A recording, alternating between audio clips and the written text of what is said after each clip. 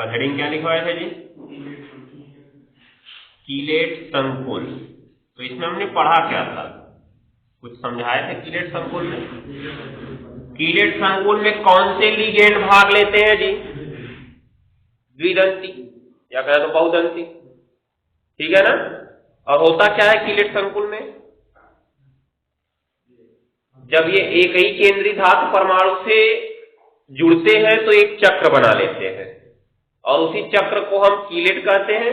और चक्र बनने की पूरी प्रक्रिया को कीलेटिंग कहा जाता है, और बनने वाले पूरे संकुल को क्या कहा जाता है? कीलेट संकुल कहा जाता है। जैसा हमने कल एक एग्जाम्पल लिखा भी था, ठीक। और फटाक से परिभाषा छाप के आगे बढ़ते हैं। लिखो, जब कोई बहुदंती लिगेंड, जब कोई बहुदंती लिगेंड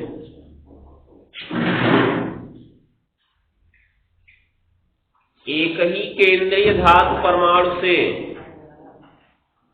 बहुदंती लिगेंड एक ही केंद्रीय धातु परमाणु से,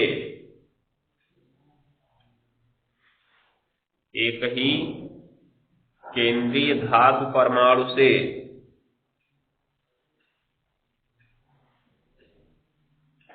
एक से अधिक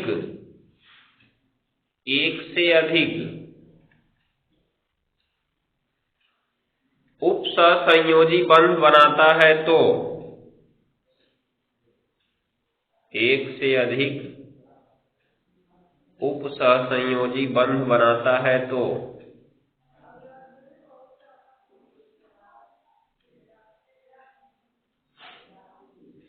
उपसहसंयोजी बंध बनाता है तो एक चक्रीय संरचना बन जाती है, एक चक्रीय संरचना बन जाती है। हो गया, जिसे कीलेट कहते हैं, जिसे कीलेट कहते हैं। तथा इस प्रकार बने संकुल को, तथा इस प्रकार बने संकुल को कीलेट संकुल कहते हैं।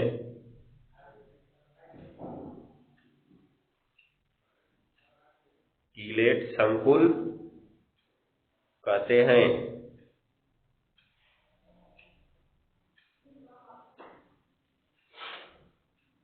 हो गया ना। जैसे जैसे जब Cu2+ आयन, जब Cu2+ ion ethylene diamine, ethylene diamine से जुड़ता है, एथिलीन डाइएमीन से जुड़ता है तो निम्न प्रकार का कीलेट बनता है,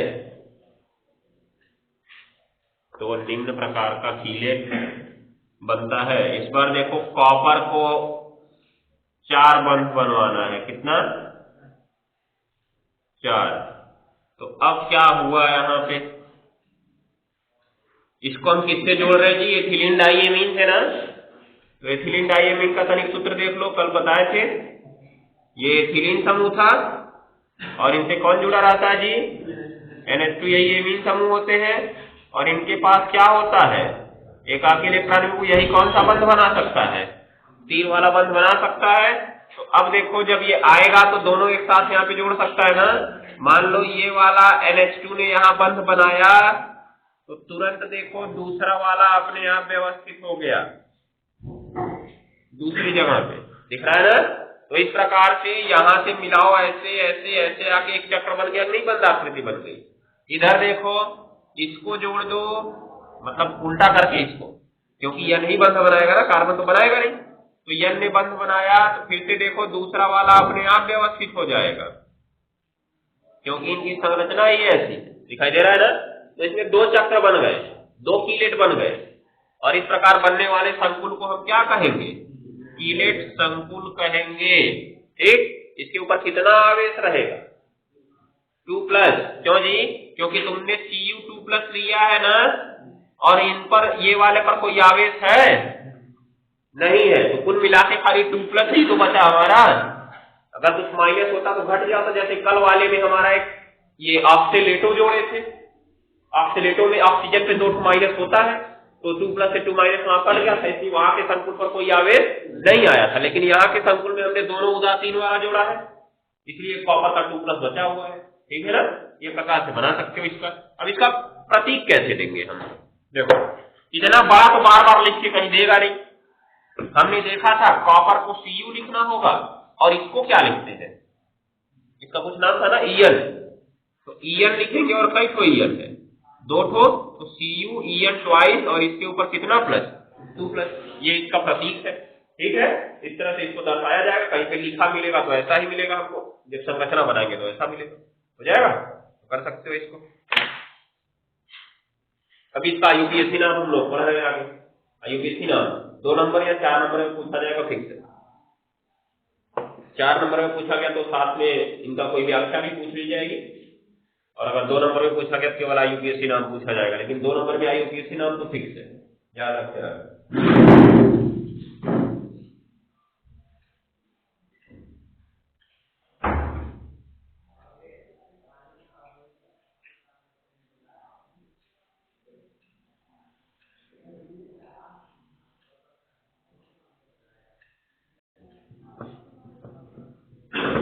नीचे इंडिकेट पॉइंट लिख लो। इंडिकेट पॉइंट, कीलेट संकुल सामान्य संकुल की तुलना में अधिक अस्थायी होते हैं। कीलेट संकुल सामान्य संकुल की तुलना में अधिक अस्थायी होते हैं।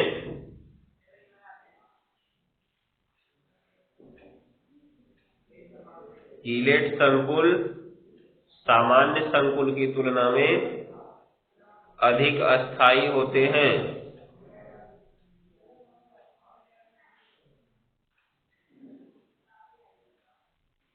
कीलेट संकुल सामान्य संकुल की तुलना में अधिक अस्थायी होते हैं। तो क्या ना, आगे लिखना, किसी कीलेट संकुल में जितने ज्यादा रिंग बनते हैं, जितने ज्यादा रिंग बनते हैं,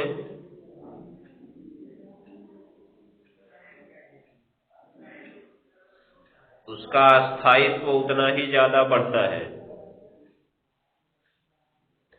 उसका स्थायित्व उतना ही ज्यादा बढ़ता है।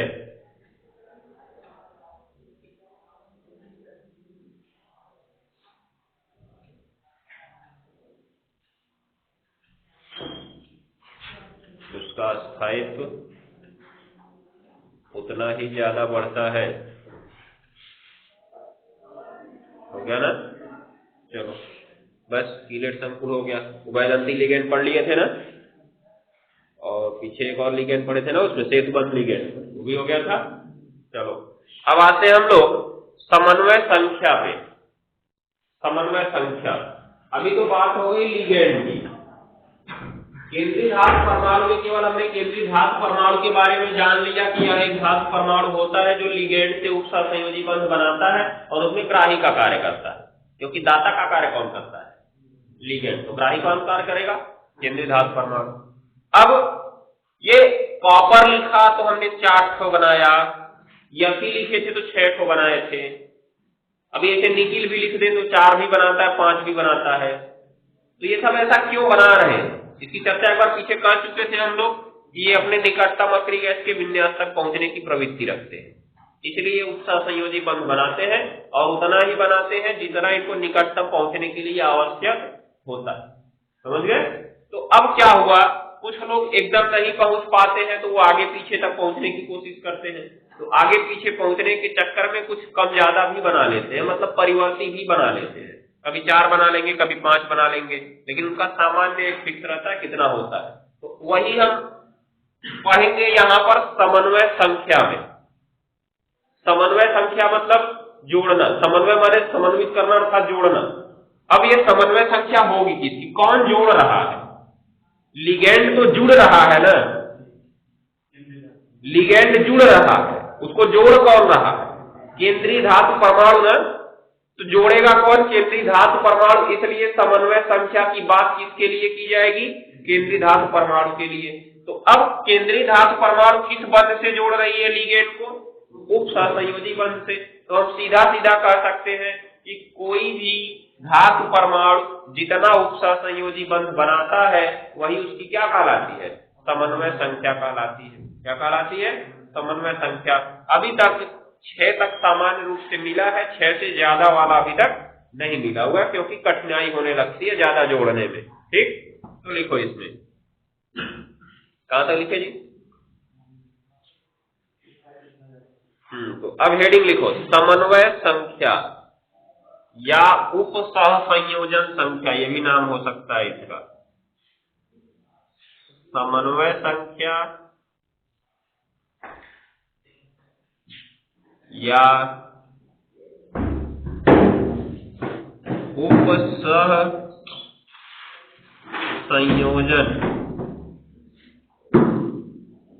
संख्या।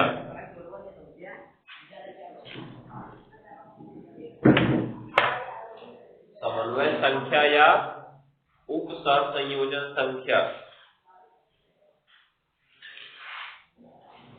इसकी परिभाषा लिखो। किसी जटिल आयन में, या एक मिनट ऐसे लिख सकते हो, जटिल आयन मत लिखो, किसी उप सहसंयोजी क्षेत्र में लिखना। क्षेत्र की बात की जाएगी ना यार, बड़े कोष्ठक से बाहर सहायक की तो बात हम कर नहीं रहे। किसी उप सहसंयोजी क्षेत्र में, हो गया, केंद्रीय धातु परमाणु, केंद्रीय धातु परमाणु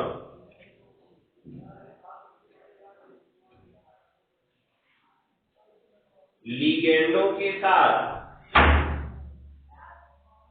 केंद्रीय धातु परमाणु लिगेंडों के साथ जितने उप सहसंयोजी बंध बनाता है, लिगेंडों के साथ जितने उप सहसंयोजी बंध बनाता है,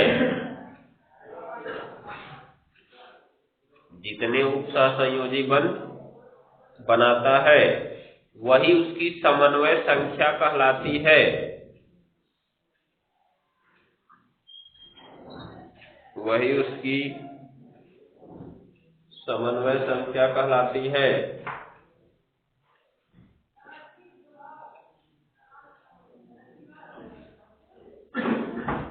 वही उसकी समन्वय संख्या कहलाती है।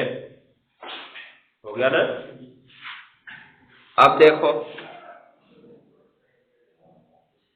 यहां पर अगर हमने लिखा FeCN6 के ऊपर 4-, तो इसमें Fe की समन्वय संख्या क्या बताओगे? क्योंकि जो Cn है इसमें वो कैसा लिगेंड, किस लिगेंड के उदाहरण में Cn को हमने लिखे थे? Cn एक दंती लिगेंड, कल उभयदंती में भी इसको पढ़े थे, Cn या दंती, साइनाइड या आइसोसाइनाइड बोले थे नाम ना। तो उभयदंती में क्या था? उभयदंती तो एक प्रकार के एक दंती लिगेंड ही होते हैं ना। इसका मतलब ये जो Cn है वो कैसा लिगेंड है? एक दंती लिगेंड है, मतलब इसका एक दांत है, एक बंध बनाएगा। तो 6 लोग है ना, 6 लोग मिलकर कितना बंध बनाएंगे? 6 बंध बनाएंगे। तो इस हिसाब से Fe की समन्वय संख्या क्या हो गई? 6 हो गई। हो गया ना। ऐसे अगर ये लिख दिया जाए Fe H2O twice Cn4 और इसके ऊपर 2-, ये आ जाए। अब बताओ Fe की समन्वय संख्या। Fe की समन्वय संख्या, H2O किस प्रकार का लिगेंड? H2O में कौन देने का कार्य कर सकता है? तनिक सोचो। ऑक्सीजन, तो कई तो है ऑक्सीजन, उसमें ऑक्सीजन कई तो है। नहीं, अकेले की बात करो, नीचे ट्वाइस लगा उसकी बात नहीं अभी कर रहे, अकेला है ना। तो जब किसी यौगिक में एक ही दाता परमाणु है तो वो कैसा लिगेंड होगा? एक दंती, सीधी सी बात है। तो H2O एक दंती के उदाहरण में लिखवाया गया। H2O एक दंती लिगेंड है, कई ठो है ये? दो, मतलब इन्होंने दो दांत दे दिया इसको। और Cl भी एक दंती है, ये कितने दिया? 4 और 2 मिला के, मतलब Fe का कितना हो गया? 6। अब इस हिसाब से तनिक इसमें बताओ, मतलब देखो 6 संख्या थी तो कदी Fe की 6 है, यहां पर भी 4 और 2 मिला के 6 थी तो कदी Fe की 6 है। तो इस हिसाब से यहाँ कॉपर की कितनी होनी चाहिए? 2 होनी चाहिए, लेकिन 2 नहीं है। तुमने यहां देखा कितनी है इसकी? 4 है ना। क्यों 4 है जी? क्योंकि जो ईएन है, ईएन वो द्विदंती लिगेंड है। कैसा लिगेंड है? द्विदंती, मतलब अकेला ईएन 2 दांत देगा। तो 2 ईएन कितने दांत देंगे? 4 देंगे ना। तो कुल मिला के इसकी समन्वय संख्या कितनी है? 4 है। निष्कर्ष क्या निकलता है कि अगर तुम्हें समन्वय संख्या पता करनी है तो लिगेंड का प्रकार पता होना चाहिए कि कौन सा लिगेंड है। एक दंती, द्विदंती, त्रिदंती, चतुर्दंती, पंचदंती, षष्ठदंती, कौन सा है? समझ गए? अभी ऐसे लिख दिए होते Fe, EDTA, ठीक है ना, और उसके बाद माइनस Fe, EDTA और उसके ऊपर एक माइनस। अब बताओ इसमें Fe की समन्वय संख्या क्या है? एक ही तो दिखवाई किया हमको, दिखाई दे रहा है ना, लेकिन ये अकेला ही काफी है। दिखाई दे रहा है कि दिखाई दे रहा है? तो अब हुआ क्या, यहाँ पे Fe है 3 प्लस वाला, कितना प्लस वाला जी? और अभी यहाँ पे एक माइनस बचा हुआ है ना, तो कैसे एक माइनस बचेगा? इसका मतलब इस पर कितना ऋणावेश लगा हुआ था, इसके साथ हम कितना घटाएं कि -1 बचे? 3 में से कितना घटाओगे? -1 बचे। 3 में से जब 4 घटाओगे तब तो -1 बचेगा ना, 2 घटाओगे तब तो +1 बच जाएगा। ध्यान देने वाली बात है। तो इसका मतलब ये जो EDTA है इस पे कितना है? -4 है ना। और EDTA हमने 2 प्रकार का पढ़ा था, एक -3, एक -4। जो -3 था वो पंचदंती लिगेंड था, और जो -4 है वो कैसा लिगेंड है? खटदंती लिगेंड है। मतलब ये जो लोग 6 लोग मिलकर काम कर रहे थे, इसने अकेले ही काम कर दिया, 6 बंदे इससे अकेले ही बना लिया। तो फिर भी Fe की समन्वय संख्या कितनी रह गई? 6 ही रह गई। दिखाई दे रहा है ना? ये चीज को ध्यान में रखना है। तो निष्कर्ष क्या निकलता है कि अगर हम किसी केंद्रीय धातु परमाणु की समन्वय संख्या पता करना चाहते हैं तो हमें जो उसके साथ लिगेंड जुड़े हुए हैं उनकी प्रकृति पता होनी चाहिए। प्रकृति पता होने पर हम आसानी से बता सकते हैं कि उसमें केंद्रीय धातु परमाणु की समन्वय संख्या कितनी है। जैसे इनमें देखा हमने, ये एक दंती लिगेंड था, अर्थात एक बंध बना था। तो 6 लोग मिलकर कितना बंध बनाते हैं? 6 बंध। इसमें H2O भी एक दंती था, 2 H2O मिलकर कितना बनाते? 2। Cn कैसे, कौन सा लिगेंड है? एक दंती, तो 4 Cn मिलकर कैसे बनाएंगे? 4। तो 4 Cn बनाएंगे, 2 H2O बनाएंगे, 4 और 2 मिला के कितना हो गया? 6। लेकिन यहां पर En कैसा लिगेंड था? द्विदंती, अर्थात अकेला En कितना बंध बनाएगा? 2 बंध बनाएगा। तो कितने En है? 2 En है। कितना बंध बनाएंगे? 4 बंध बनाएंगे, इसलिए इसकी समन्वय संख्या 4 होगी। जब यहां पहुंचे EDTA पे 4- था, तो EDTA पे 4- के बारे में हम कैसा जानते हैं? खटदंती लिगेंड, इसलिए वो अकेला 6 बंध बनाएगा, अर्थात Fe की समन्वय संख्या क्या होगी? 6 होगी। तो इसका मतलब अगर हमको केंद्रीय धातु परमाणु की समन्वय संख्या बताना है तो पीछे लिगेंड के जो प्रकार लिखवाए हैं वो याद होने चाहिए। और लगभग लिगेंड जो भी दिए जाते हैं एक दंती ही दिए जाते हैं, बहुत कम दिए जाते हैं द्विदंती, या तुमको फंसाने के लिए चतुर्दंती, पंचदंती लगा देगा। समझ गए? तो ये बात को ध्यान में रखना। चलो आगे बढ़ते हैं। कहां तक लिखे इसमें? हाँ, समन्वय संख्या कहलाती है। आगे लिखो।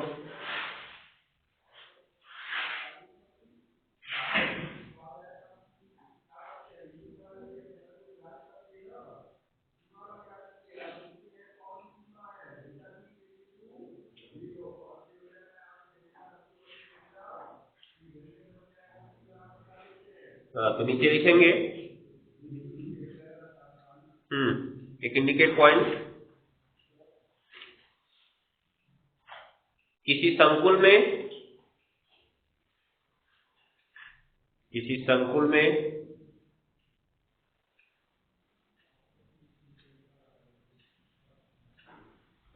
हो गया केंद्रीय धातु परमाणु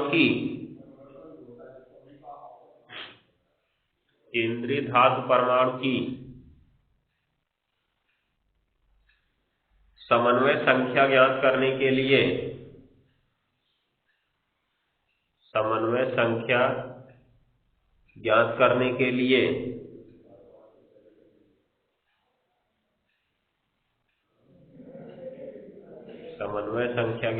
के लिए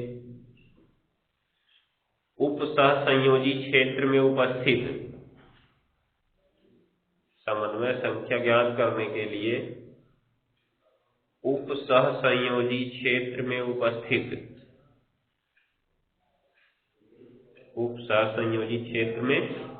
उपस्थित हो गया लीगेंड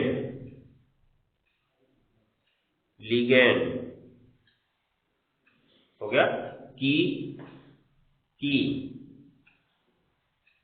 दंतता, लीगेंड की दंतता में उनकी संख्या का गुणा करके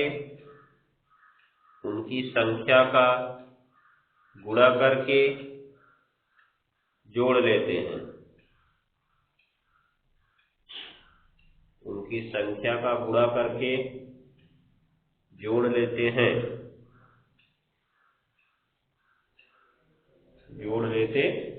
जैसे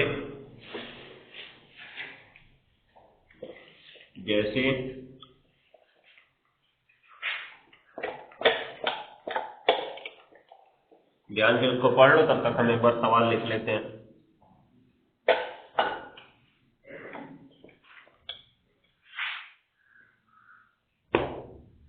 हो गया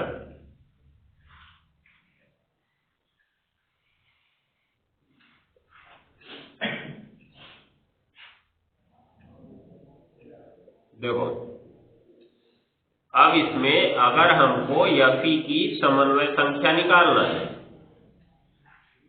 तो Fe की जो समन्वय संख्या निकालनी है तो Fe को छोड़ दो तो जो बचेंगे वो लीगेंड। तो हमने क्या कहा उसमें, लीगेंड की दंतता में उसकी संख्या का गुणा करा के जोड़ लेंगे। अब जोड़ने का क्या मतलब, हमने जोड़ने का प्रोसेस क्यों कहा, क्योंकि ऐसा आवश्यक थोड़ी ना कि एक ही प्रकार का लीगेंड हो, उसमें कई प्रकार के लीगेंड हो सकते हैं ना। जैसे भी देखो उधर वाला लिखे थे ना H2O twice CN4, H2O भी था CN भी था, उनको जोड़ना पड़ेगा ना हमको, ये चीज को ध्यान में रखना। अब क्या हुआ यहाँ पे, अगर Fe की समन्वय संख्या निकालना चाहते हो तो पहले लीगेंड की दंतता लिखना है। मतलब जो CN है इसकी क्या लिखोगे, दंतता, और पूरे इसकी संख्या अर्थात कितना है 6। कोई और लीगेंड है नहीं, हमको जोड़ना पड़ेगा। तो CN की दंतता के बारे में क्या जानते हो, 1 गुणे 6 अर्थात कितना हो गया 6 हो गया। Fe की समन्वय संख्या क्या है यहाँ पे 6 है। ऐसे मान लो तुम्हारे पास आया Fe Cl2 H2O twice En, लो इतना बड़ा बना दिया इसको, हो गया। इसके ऊपर आया एक प्लस, हो गया ना, में Fe की, ये En कोष्ठक में रहेगा, में किसकी समन्वय संख्या, Fe की समन्वय संख्या। तो देखो इधर अब क्या होगा, कितने लीगेंड है जी इसमें 3, एक Cl है, फिर H2O है और En है, तो तीनों का लिखना होगा। Cl क्या बनाता है जी माइनस, तो Cl माइनस की दंतता गुणे कितना करोगे, राइट है जी Cl 2 है, 2 Cl के नीचे 2 हो गया ना, और प्लस लगाओगे अब जुड़ेगा, पिछले को जुड़ने वाला था ये तो जुड़ेगा कहां। H2O की दंतता, किसकी दंतता जी H2O की दंतता गुणे कितना, उसका भी 2 होगा ना, गुणे 2 और प्लस लास्ट में कौन बचा जी, En। तो En की दंतता गुणे कितना, शून्य, कुछ नहीं तो 1 है, शून्य का तो खत्म हो जाएगा। तो अब देखो Cl माइनस किस प्रकार का लिगेंड था, एक दंती, तो एक गुणे कितना कर लोगे, H2O, एक दंती कितना, 2। उसके बाद 2 है ना, En द्विदंती लिगेंड है, En एथिलीन डाइएमीन, ये द्विदंती लिगेंड है, क्या होगा जी, 2 गुणे 1, इसकी संख्या 1 है। फाइनली आ गया 2 + 2 + 2 अर्थात 6, मतलब समन्वय संख्या में कोई बदलाव नहीं है, ठीक है ना। तो मान के चलो लगभग समन्वय संख्या बराबर ही होती है, कुछ यौगिकों में बदल सकती है, तो जैसे करके इसको छाप सकते हो फटाक से। अब आगे बढ़ते हैं।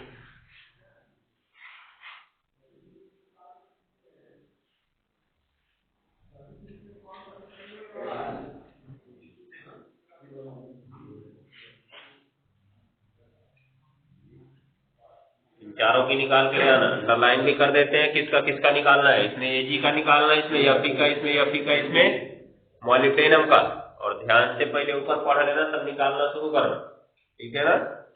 इसलिए वैसा एग्जाम्पल बताया नहीं अभी यहाँ पे।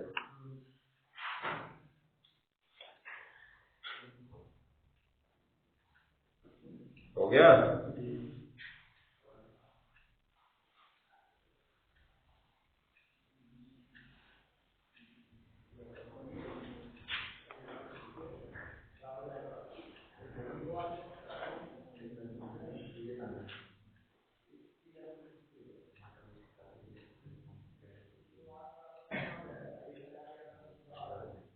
लिखो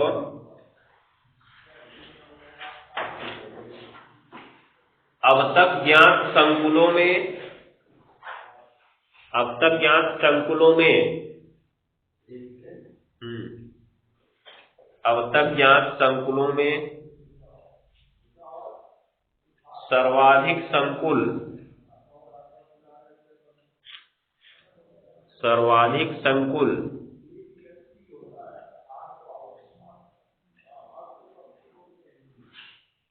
सर्वाधिक संकुल समन्वय संख्या 6, समन्वय संख्या 6 वाले पाए जाते हैं, समन्वय संख्या 6 वाले पाए जाते हैं, हो गया ना। अच्छा,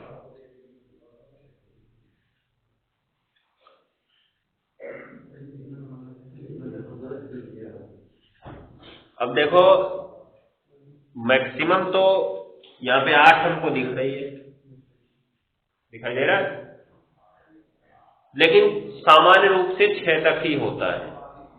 6 से अधिक वाले बहुत मुश्किल से मिलते हैं और अस्थायी होते हैं। तो अगर हमसे साधारण रूप से कोई समन्वय संख्या पूछेगा तो समन्वय संख्या हम 6 ही बताएंगे। सबसे अस्थायी समन्वय संख्या 6 और समन्वय संख्या 4 ही है, इसीलिए सबसे ज्यादा यौगिक समन्वय संख्या 6 वाले पाए जाते हैं, उसके बाद समन्वय संख्या 4 वाले पाए जाते हैं, यही ज्यादा अस्थायी होते हैं। बाकी ज्यादा अस्थायी नहीं होते, पाए जाते हैं थोड़े थोड़े, सबके पाए जाते हैं। 6 से ज्यादा भी सोचो, इसमें 8 जुड़ा है तो इसका मतलब 8 वाला पाया जाता है, लेकिन बहुत कम है, दुर्लभ है, अस्थायी है, इसीलिए हम इनको ज्यादा ध्यान में नहीं रखते। अगर समन्वय संख्या तुमसे कोई पूछे तो साधारण रूप से कितने तक बताना है, 6। 6 से अधिक वाले बहुत कम पाए जाते हैं और क्या होते हैं, अस्थायी होते हैं। चलो आगे बढ़ते हैं।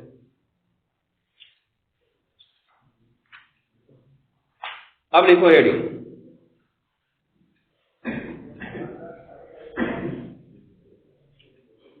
ऑक्सीकरण संख्या, ऑक्सीकरण संख्या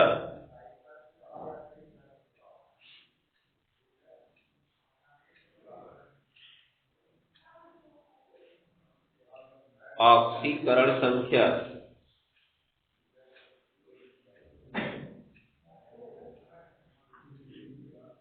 हो गया ना, ऑक्सीकरण संख्या तो लिखेंगे इसमें, ये हेडिंग है। अब देखो ऑक्सीकरण संख्या हम किसकी पढ़ेंगे, यहाँ पे अगर तुम्हारे पास तीन चीजें हैं, सोडियम को क्या कहते हो? सोडियम को क्या कहोगे?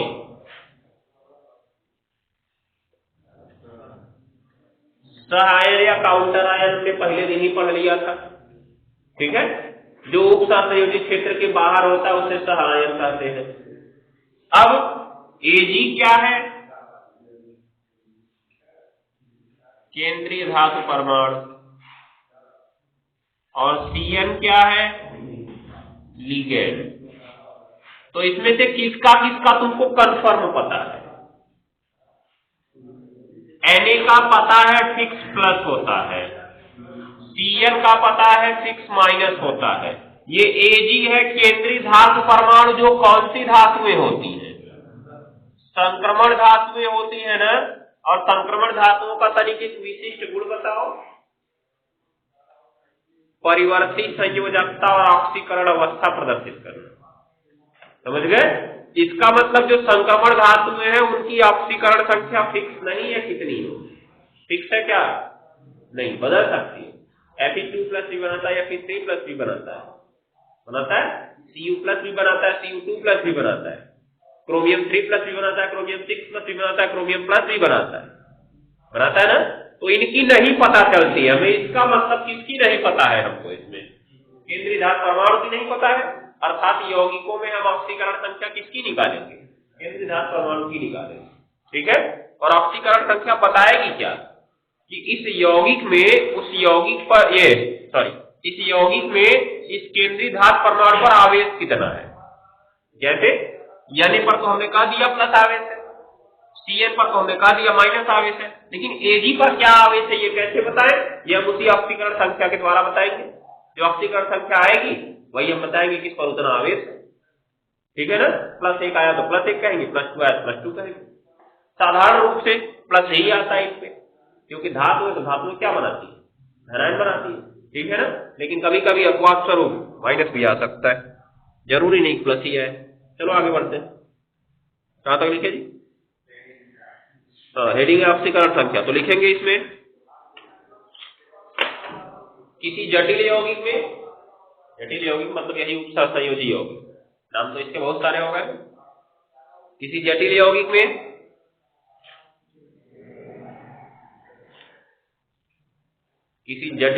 में केंद्रीय धातु परमाणु पर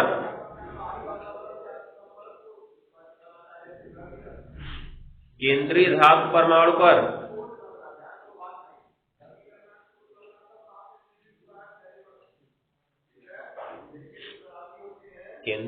परमाणु पर हो गया ना, जितना आवेश होता है,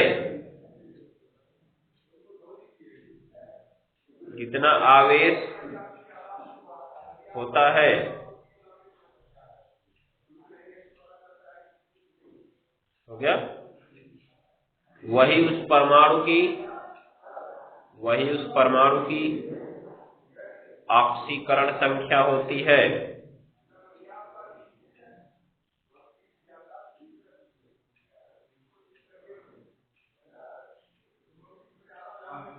वही उस परमाणु की ऑक्सीकरण संख्या होती है।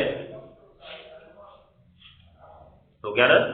नीचे लिखना काली पेन से, किसी संकुल में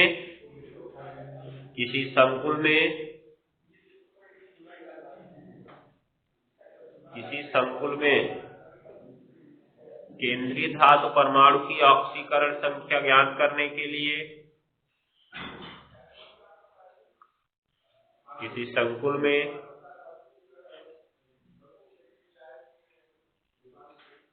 केंद्रीय धातु परमाणु की संख्या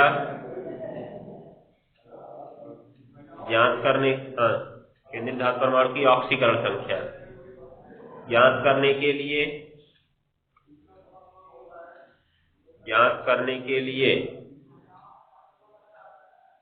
हो गया ना। अब यहीं से ध्यान से लिखना, ज्ञात करने के लिए क्या करते हैं? उस संकुल में उपस्थित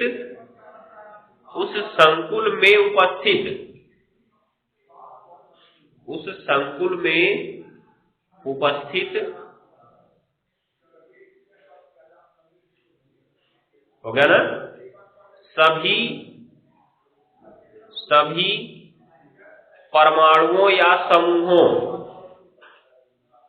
उस संकुल में उपस्थित सभी परमाणुओं या समूहों, हो गया, की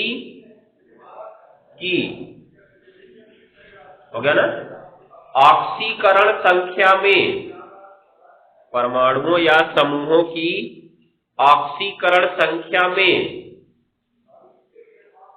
ऑक्सीकरण संख्या में, हो गया, उनकी संख्या का गुणा करके, ऑक्सीकरण संख्या में उनकी संख्या का गुणा करके जोड़ लेते हैं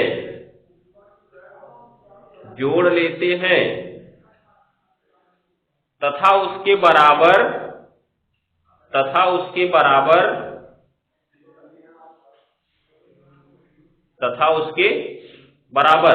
हो गया ना, संकुल के ऊपर, उसके बराबर संकुल के ऊपर लगे आवेश को, संकुल के ऊपर लगे आवेश को चिन्ह सहित रख देते हैं, चिन्ह सहित रख देते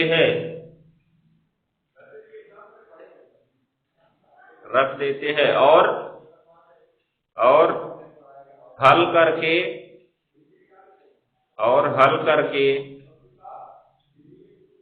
हो गया, केंद्रीय धातु परमाणु की ऑक्सीकरण संख्या ज्ञात कर लेते हैं।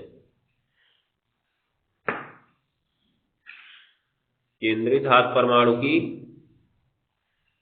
ऑक्सीकरण संख्या ज्ञात कर लेते हैं।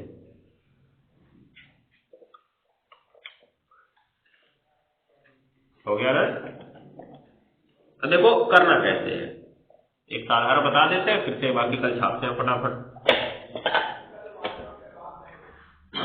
देखो मान लो आपको FeCN6, इसके ऊपर किसका निकालना है, 4- का।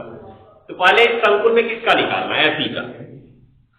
अंडरलाइन किया रहेगा सवाल, किसका निकालना है, तो समझ जाना तुमको केंद्रीय धातु परमाणु का ही निकालना है। तो इसमें पहले ध्यान से उसको पढ़ लो क्या लिखा है, सबकी ऑक्सीकरण संख्या में उनकी संख्या का गुणा करा के जोड़ देते, ठीक है ना। मतलब पहले Fe है तो लिखो Fe की ऑक्सीकरण संख्या, और इसकी संख्या कितनी है Fe की, 1 है। प्लस करेंगे जी, जोड़ना है ना, गुणा करा के जोड़ना है, प्लस Cn की ऑक्सीकरण संख्या गुणा कितना, 6, और बराबर क्या रखेंगे, संकुल पर आवेश को चिन्ह सहित रखेंगे। आवेश क्या है, अगर कुछ नहीं दिखा तो 0 रखते, ठीक है ना।